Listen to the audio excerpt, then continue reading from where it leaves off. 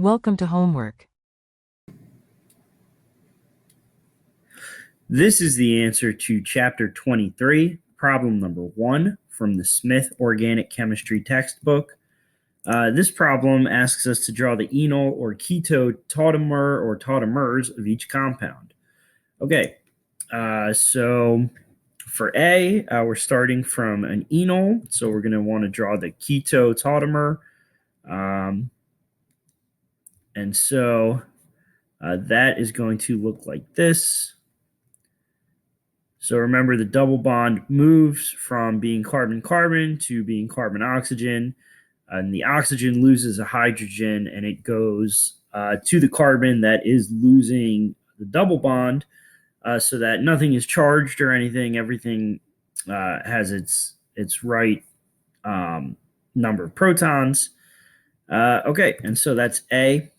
So then for B, we're starting from an aldehyde, which is a keto form. And so we're going to have to draw the enol tautomer. And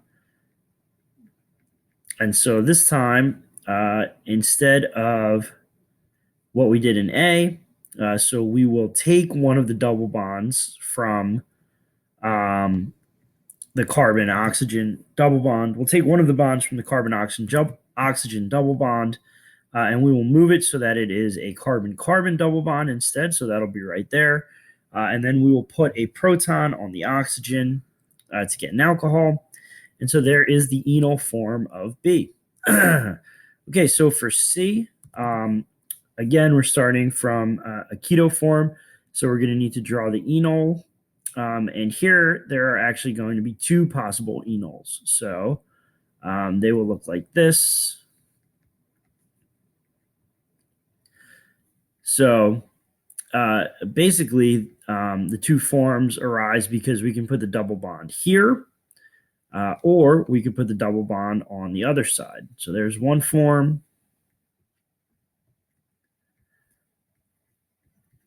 And then the other form would have the double bond there instead. Okay, so that is C. For D, we are starting from a keto form, and so we're going to draw the enol form. Or no, I apologize. I said that backwards. We are starting from the enol form, and so we will draw the keto form here. And so our double bond has moved so that it's now a carbon-oxygen double bond. And so that is D. All right, so here on the next page are E and F. So for E, there's, again, only one possibility here for E.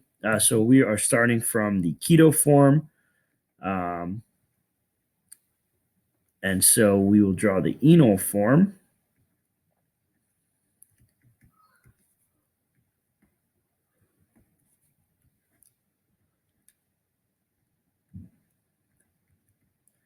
And that is going to look like this. Okay, so there is the enol form for E. And so lastly for F, so we're given a keto form to start. And since this is a diketone, there are actually going to be several possibilities for enols.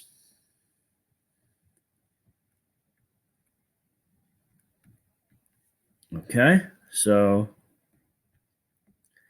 the first potential enol is going to look like this. So that ketone is intact. This is an alcohol now, and we can put the double bond here. Okay, the second potential form is going to look like this.